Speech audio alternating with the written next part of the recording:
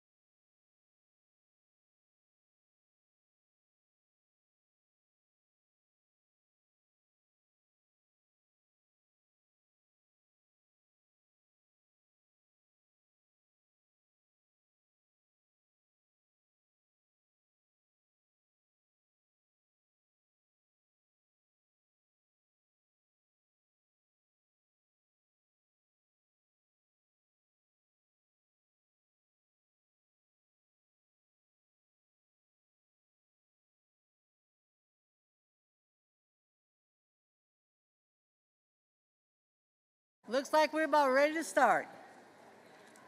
I shall remove my mask now.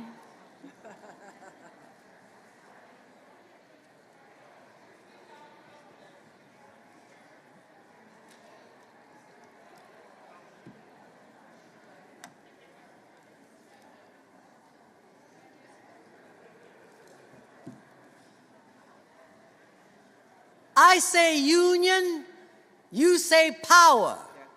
I say union, you. I say union, you say. I say union, you say. Power. Union. Power. Union. Power. Union. Power. Union. Power. Tell me what democracy looks like. This is what democracy looks like. Tell me what democracy looks like. This is what democracy looks like. Tell me what democracy looks like. This is what democracy looks like. Tell me what democracy looks like. This is what democracy looks like. So you know you're at labor notes because it looks like democracy up in here. Yeah. Oh my goodness. From day one, there's been like a diversity of people in here. Looks like the UN or something up in here. And I know you're all troublemakers. Any troublemakers in the house? I'm going to ask our interpreters to please come to the stage for a short announcement. And while they're doing that, let me tell you this. My name is Elise Bryant. My pronouns are she, her. I come from the land of the Apatique people, indigenous people, and the place that the Europeans call Maryland. I am a union woman, just as strong as I can be. I do not like the bosses, and the bosses don't like me. Which side are you on? Which side are you on? Tell me, which side are you on? Which side are you on? Okay, y'all, okay. I don't care if the Glee Club teacher told you not to sing. I don't care if the nuns told you to stand in the back of the room and just move your lips. I don't care if the rabbi threw up both hands and went, oy vey genug. I don't care if your children ran screaming from the nursery, no, mommy, no, daddy, don't sing again. Please don't sing again. As the brother said in the workshop, I don't care if you start singing, the shower water stops. This is not about whether you can carry a tune in a bucket. This is about calm union. Calm is a Latin word for with. Union is a Latin word for one. Okay? Got it. Here we go. Good morning. Buenos dias. Assalamu alaikum. Howdy. Are my interpreters coming to the stage now? Okay. Come on, Gabrielle.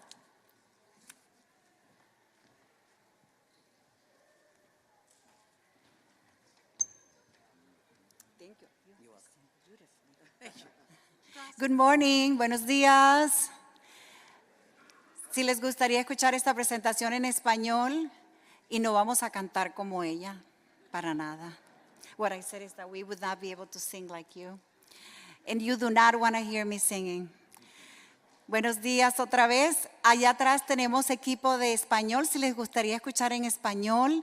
También tenemos francés y portugués, si les gustaría escuchar en una de esos idiomas. If you would like to listen this presentation in one of those languages, we're here, and thank you and enjoy this wonderful day. Bye. Disfruten este día.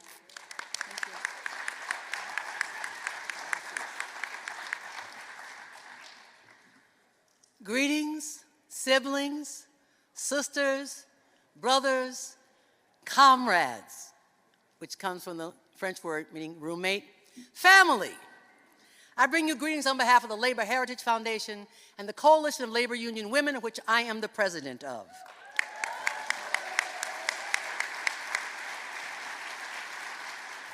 It is an honor and a pleasure to be back here with my Labor Notes family. I am from Detroit, Michigan. I was there when it started Labor Notes, and I want to thank my Labor Notes family for keeping this going and building it up, and all of you being here. Thank you. Oh, freedom, oh, freedom over me And before I'd be a slave, y'all know this song. And before I'd be a slave, I'll be buried in my grave and go home to my Lord and be free. I want to thank the African ancestors, the ones who stepped off the ship, kissed the ground, and willed me to be here, who brought us all together in this room because all life began in Africa. Well, this month, this week, this day, we honor Juneteenth. And Juneteenth, as we know, first of all, that, tell me if you say this, if you agree with this, race is a political construct used to divide the working class. Abraham Lincoln freed the slaves not because he believed in anti-slavery, because he was making a political move to undermine the Southern strategy and the Confederate nation. Okay? So Juneteenth is a national holiday that Biden put in, but it had been celebrated for decades, and it started in Galveston, Texas. Why Galveston, Texas? Because it was an island off the coast of Texas. I learned this at Labor Notes the other day, okay, y'all? I didn't know this until Reverend D.L. stood in our workshop and told us, because he was from Galveston, Texas, that they got the information so late after Abraham Lincoln had announced the Emancipation Proclamation. So we celebrate Juneteenth in honor of all the ancestors that are represented in this room, for all of us who are here to make a difference and to say that freedom is for everybody, not just for a few. I want to give, thank you.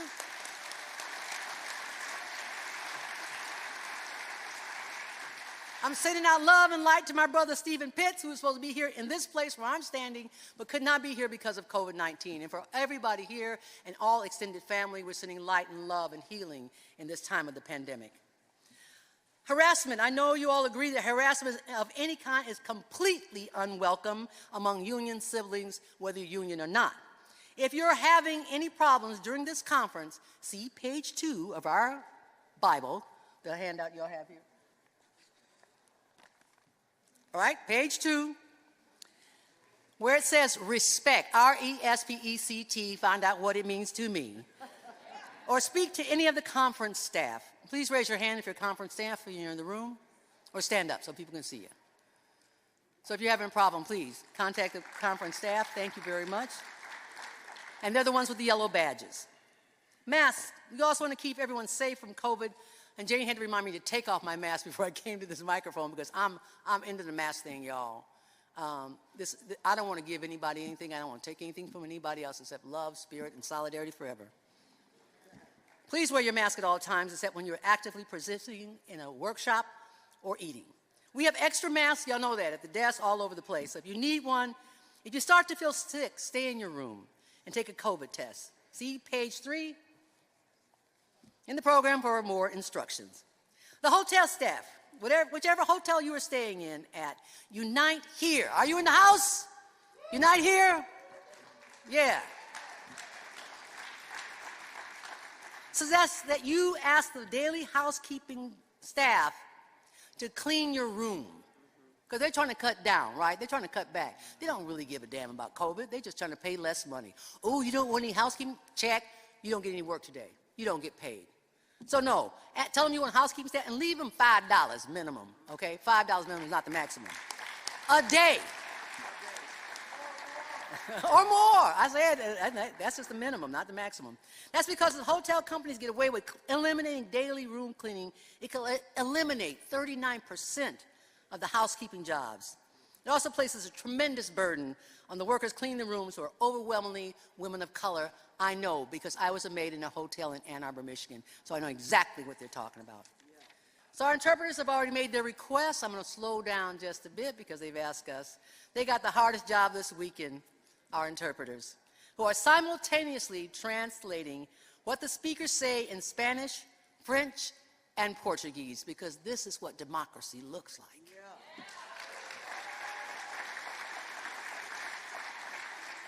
Please give your attention to one of them. Right down front here, we have Barbara. Barbara, you want to stand up, please? This is really more for our folks on stage. Barbara's our timekeeper. Gabrielle Rivero is our interpreter head.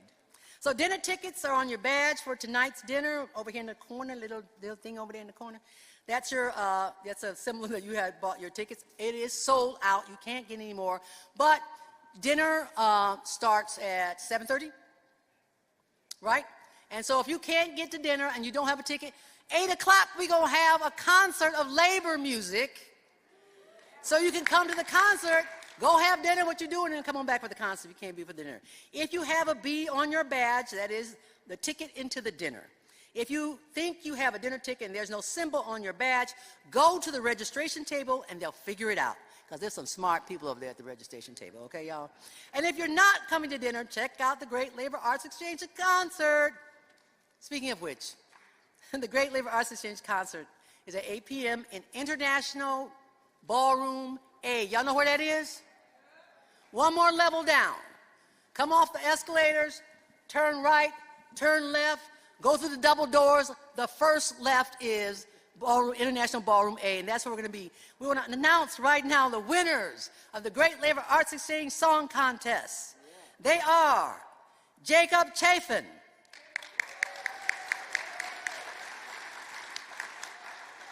Anita Matthias, Julia Wallace, Sam White, and Dilson Hernandez. You don't want to miss this one, folks. We don't have nothing but fun. And speaking of fun, let me bring on our first performer, guest this morning to kick this off. Lynn Marie Smith, Detroit's very own Motown diva. Yes. The energetic, effervescent Lynn Marie Smith, affectionately known as the Motown Diva, is a native Detroiter and a Billboard charting record artist. She was a lead organizer for Unite Here and for the Teachers Union. Notching, yes, Michigan Teachers Union. She's notching victories for casino workers and for adjunct faculty members. Her recording, Lynn Marie, the part-time worker, received rave reviews and allowed her to travel the country as labor's cheerleader for change, pom-pom person for progress, and our very own interpretation of Tina Turner. Please welcome Lynn Marie Smith.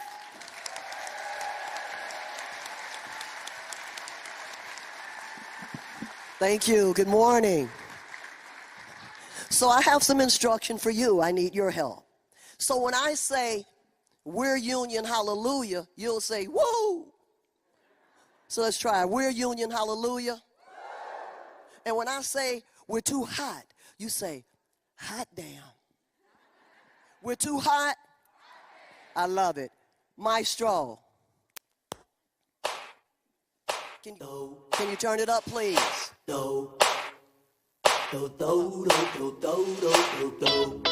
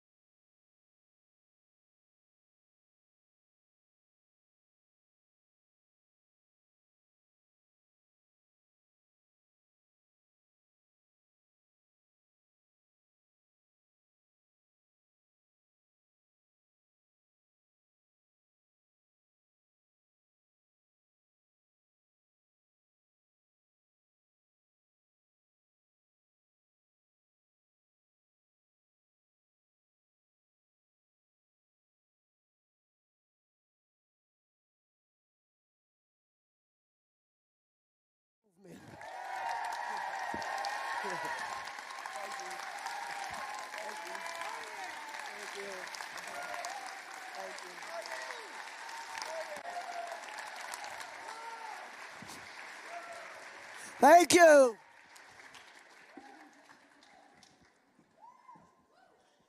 Thanks, sis. Jam on in. Okay? Lynn Marie Smith. Lynn Marie Smith, Motown Diva. I met Lynn Marie Smith at the Great Labor Arts Exchange. And I got to the Great Labor Arts Exchange because Jane Slaughter invited me to come to Labor Notes. And that's where I met Saul Scheinman. That's how this whole thing came together. Labor Notes and the Great Labor Arts Exchange. Thank you, Lynn Marie. Thank you very much.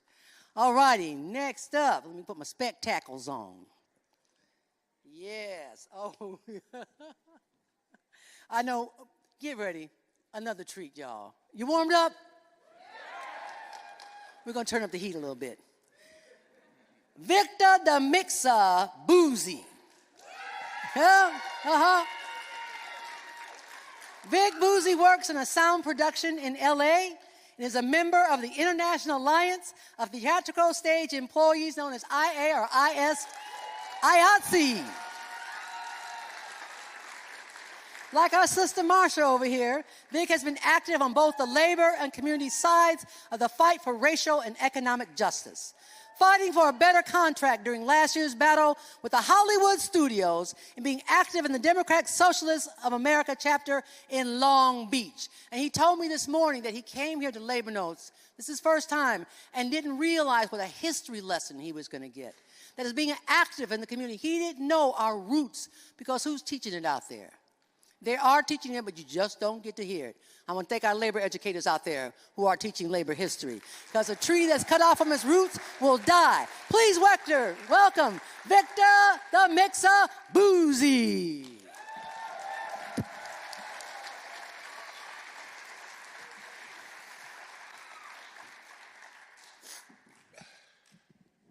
What's up, y'all? How's everybody doing out there? Y'all know how this goes. Black lives, they matter here. Black lives, they matter here. Black lives, they matter here. Thank y'all. Thank you. Cool. All right, I'm going to start it off like this. This is the point from which I could never return. If I back down now, then forever I burn. This is the point from which I could never retreat, because if I back down now, there can never be peace. This is the point from which I die and succeed. Living the struggle, I know I'm alive when I bleed. From now on, it could never be the same as before, because the place I'm from doesn't exist anymore.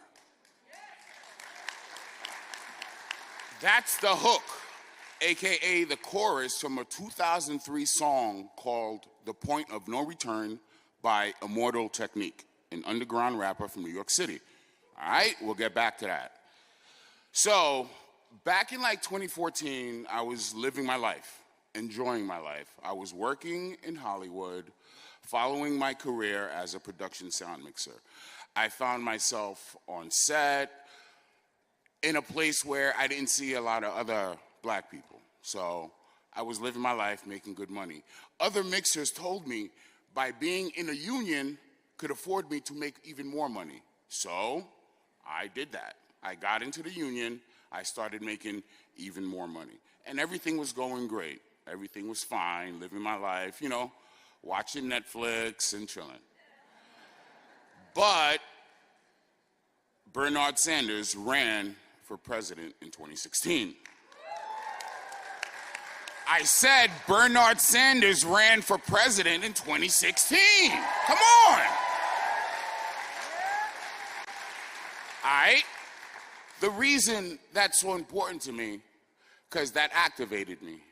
Bernie spoke in language that connected the dots of why society's ills were not being addressed. I knew growing up, shit was fucked up in this country. I knew it. We all knew it internally, but I didn't have the language to understand why, and I couldn't tell other people why shit was fucked up. I was a hope and change Democrat. So, after the 2016 campaign, Bernie inspired me. I was holding phone banks in my apartment. I was knocking on doors, canvassing in my neighborhood for Bernie Sanders. And doing that, like literally doing the work, changed me. It made me a different person. I was able to articulate things to regular quote-unquote normies and people in my community in ways I couldn't do before, right? So Bernie happened, 2016 happened. Then again, 2020, Bernie ran again. Of course, I again got activated, right? So in between, in between 2016 and 2020, I had to do something to keep up my political education, to do something with this energy. So I joined the Democratic Socialists of America, Long Beach. And at DSA, I was able to get that political education, the history about the labor movement and what that really meant and how to bring the theory into reality, praxis. And again, doing the actual work changed me, right? Okay, so now I'm in DSA, 2020 happens again, Bernie, so even this time again, I do more volunteering, more phone banking, and this time the campaign notices, and you know, they're calling me like a campaign captain and checking in on me, and I feel part of that organization. 2020, COVID hits. Everything gets shut down in my industry. I was working on a movie, and that got shut down. And all of a sudden, we were all alienated as a country. My industry especially, we are known to be recession-proof. We make good money. We choose to when we want to work as freelancers. All of a sudden, all that was gone. So when I'm not working, I like to socialize. I couldn't socialize. None of us could socialize, right? So the alienation was even higher. You can't go to where you wanted to go. You can't go see your friends. You can't work. You can't make money. We're all stuck watching screens, indoors watching screens, watching screens, watching screens.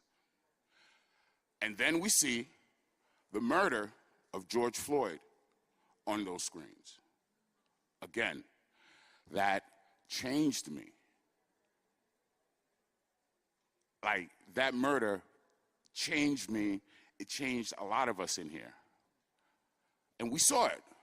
We all saw it in the streets all around the planet. People were marching for Black lives. There was a racial reckoning happening in this country that none of us have seen in our lifetimes, point blank, period. We've never seen anything like that. So my union puts out a statement about George Floyd. My local does, right? And then they start to get a little pushback from members like, why is this local talking about Black lives? Like, that's not part of what this local does. So the leaders in my local reached out to the loud socialists in the room, and they were like, we need to do something. We don't like the pushback, but we don't know what to do. My union is 80% white male. So they literally had no idea how to handle it. So they reached out to their Black members and they asked them, what could we do? We held a couple town halls to express ourselves, to be like, yo, these are the problems that we're dealing with. And to put on those town halls, I had to organize. I had to reach out to other Black sound mixers. And come to realize after Me Too, there were the Sound Sisters who were organizing within my union, and I had no idea.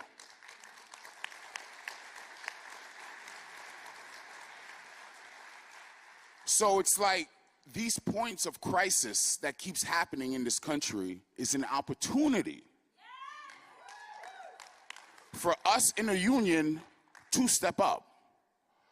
Like, the world was changing around me, and step by step by step, by me being in a union and gaining new skills, new relationships, I was able to put on the town hall for my union, express to the leaders in my union that I have value. The loud socialists in the room who was screaming about Bernie Sanders in 2016, who was telling y'all about the teachers union and what they're doing, and we need to be that active. Finally, these people were listening to me, right? And it was around the issues of racial justice. So be it. Cool. So now we come to 2021. This strike authorization vote. My union, IATSE, is in negotiations with AMPTA, which is the producers, the face of the producers versus us, the workers, right? During that, in 2021, we had a meeting. And in my union meetings, there's usually like, 30, 40 people. In this meeting in 2021, there were 500 members. So, COVID, lockdown, uprisings, now we're at union negotiations again. The mixers, the people in my union were changed. They were pissed off. They didn't know what to do, but they were in a union and saw the union as a way to express themselves politically. That had never happened before.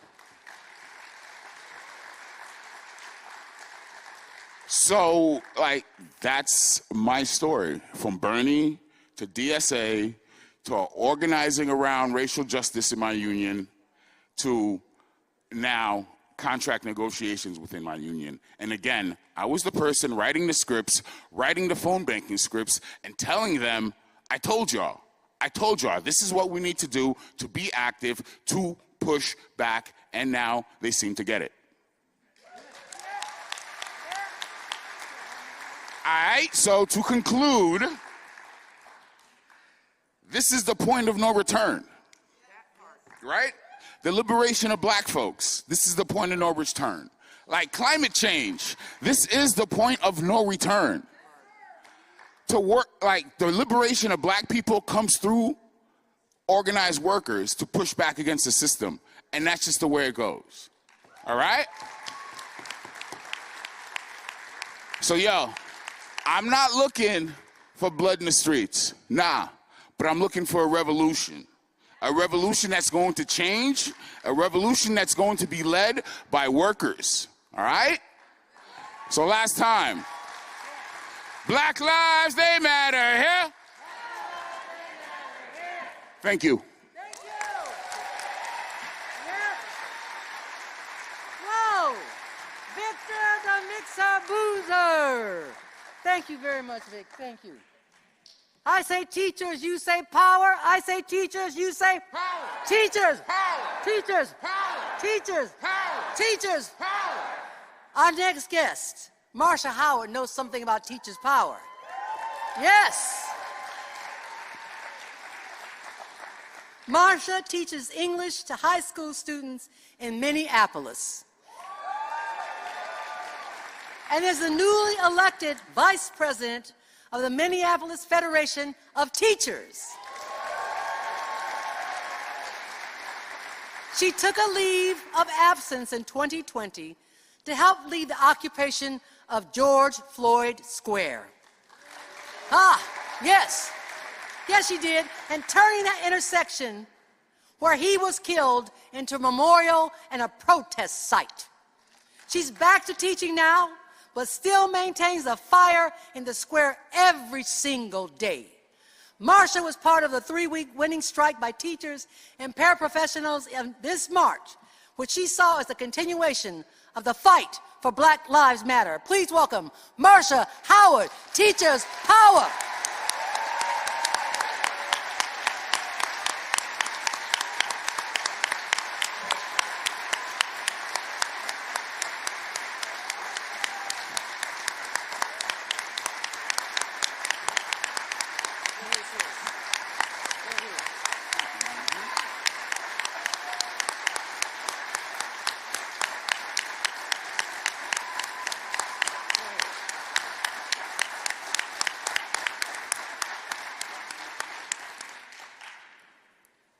Who's got the power? We got the power. Who's got the power? We got the power. Who's got the power? We got the power. What kind of power?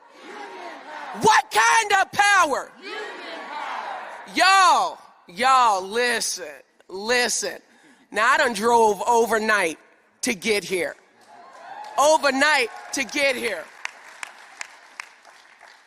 Straight from George Floyd Square in Minneapolis, Minnesota. Y'all are a hard act to follow. How did I get here? On May 25th, 2020, Minneapolis police lynched a black man 263 steps from my front door. I'm 5 houses in, and it was filmed by my former student, Darnella Frazier. Hold up.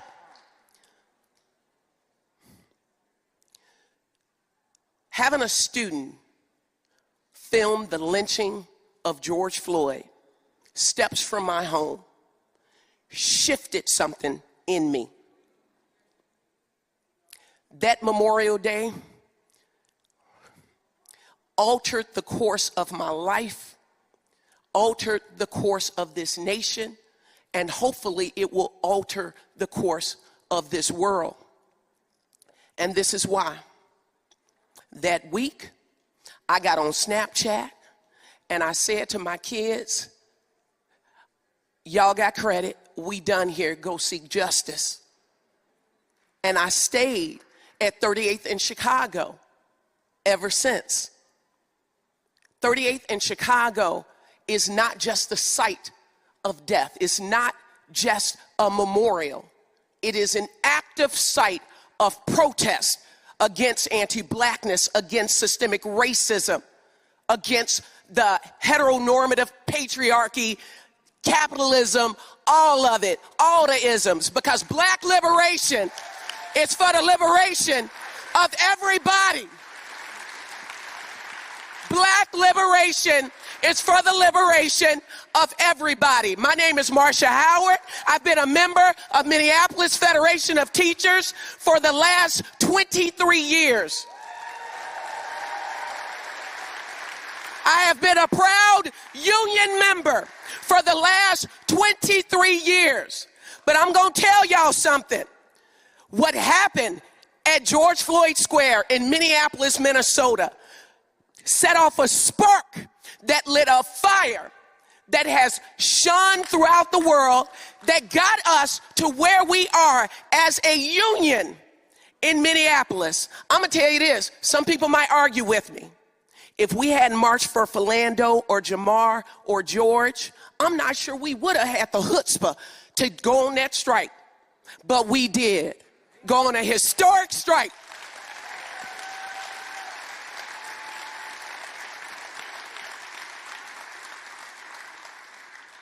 Because we understood the power of collective action. We stood in it. We stood in that power. And I'm going to tell you I've been a teacher for a while. I've been a teacher in the Midwest for a while. And the powers that be seized our racialized and gendered occupation and thought that we wouldn't have what it takes to get out on that line. And they were wrong.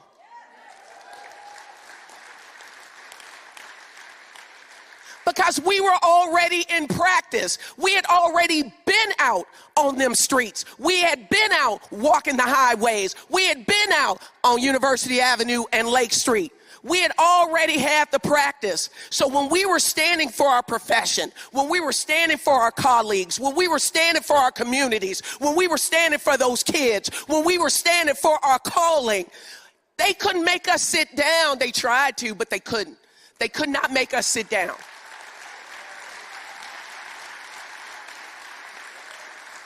Yeah, teachers, stand up. When education is under attack, what do we do? When education is under attack, what do we do? What do we do? What do we do? You better believe that shit. We standing up and we fighting back. We standing up and we fighting back. Hey, don't get it twisted.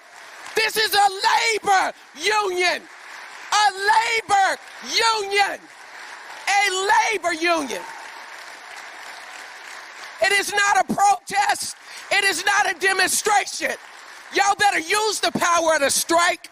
You better be willing to stand. You better be willing to stand on that line. Hold the line. Y'all need to. Because if you don't hold that, if it's not a resource, look, listen. We understand the power of collective action. We understand it. But we need to stand in it. And let me tell you, we can stand in it, but if your movement don't got a wheelchair ramp, I don't want no part of it. If your movement, if your action don't have an interpreter, I don't want no part of it.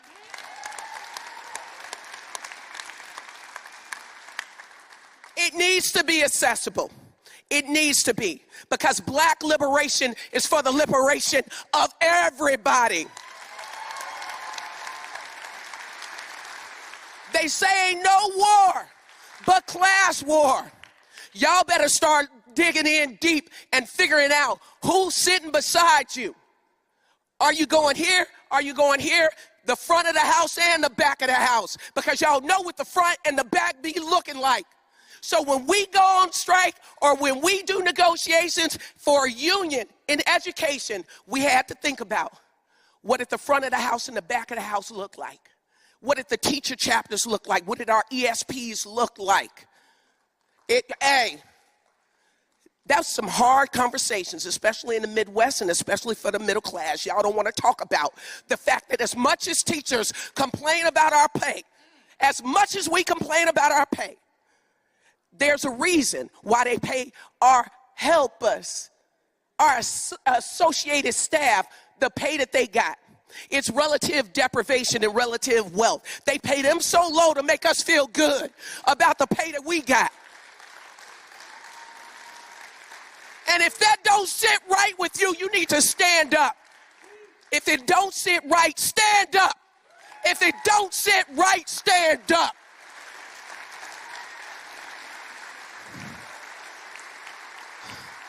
Y'all, front of the house, back of the house, y'all need to be careful with that. Toni Morrison said, I don't need nobody on their knees for me to feel tall.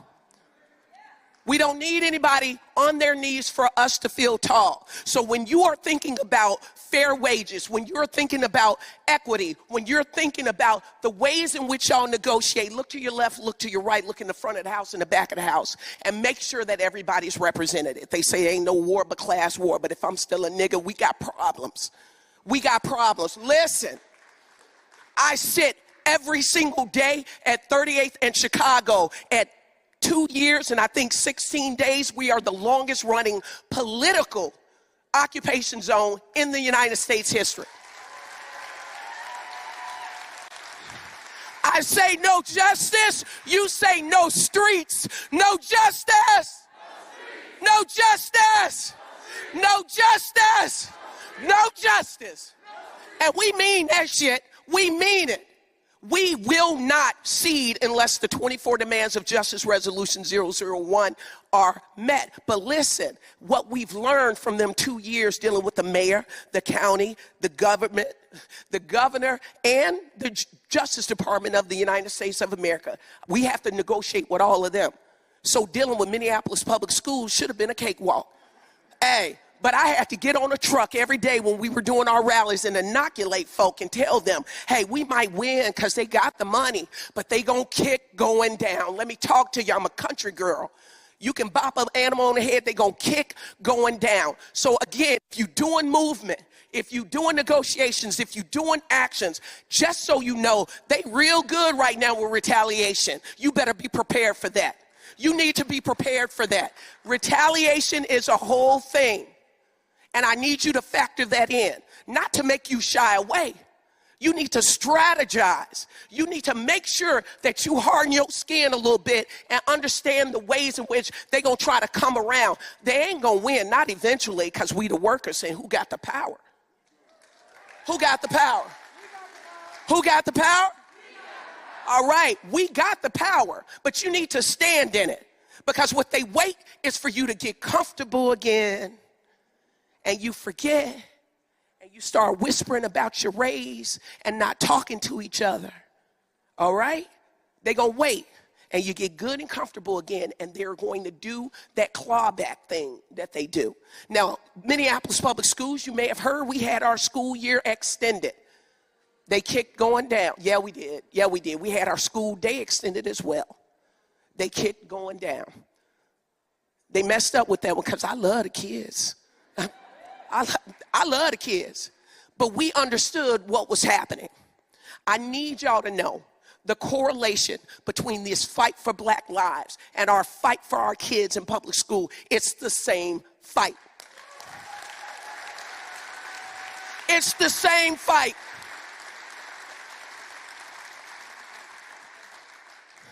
Thank y'all very much.